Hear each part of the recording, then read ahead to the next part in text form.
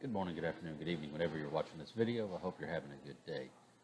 In this video, I'm going to talk about three questions related to who uses crosstab tables, specifically who creates them, who reads them, and generally speaking, who ignores them. If you don't know what a crosstabs table is, just to remind you, this is a crosstabs table. We've got two categorical variables, gender and ethnicity. When we put in the title, we always put gender. The first variable is always going to be gender, or whatever variable is coming down here and going across. So your rows will be first, your columns will be second. So just a helpful reminder. So when we ask who uses these tables, well, anyone who deals with a lot of categorical data, that's ordinal or nominal data. So a lot of people in the biological sciences, a lot of people in the social sciences will use crosstabs. The key to remember is that when you're using these tables, you have two categorical variables, and you're just doing the cross distribution of those two variables. Now, who typically reads these? Okay, the reality is these are very popular in report writing, more so than in dissertation. If you recall from an earlier video, I made the point that a lot of professors like frequency distribution tables with single variables because it's easy to follow.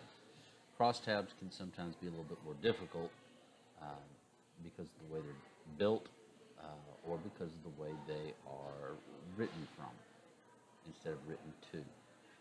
And we'll talk about that later.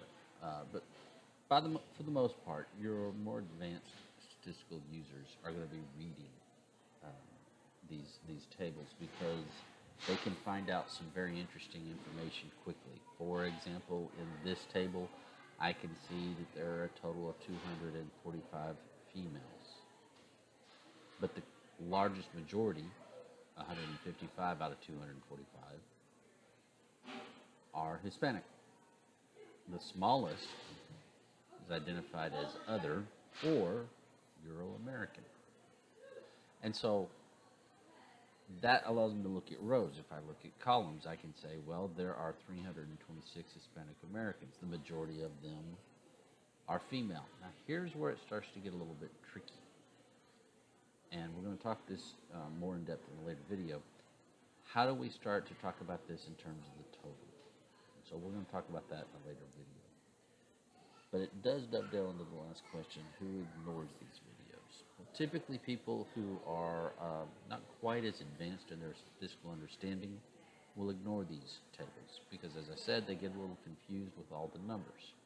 Now, in a later video, I'm going to talk about how to read these videos, and hopefully, as you're following along with these videos, you'll start to feel a little more comfortable in reading crosstabs and understand their value. I hope this video has been helpful. I hope it's answered some of your questions. Hope it's raised some questions. If it has, please let us know. Otherwise, have a nice day.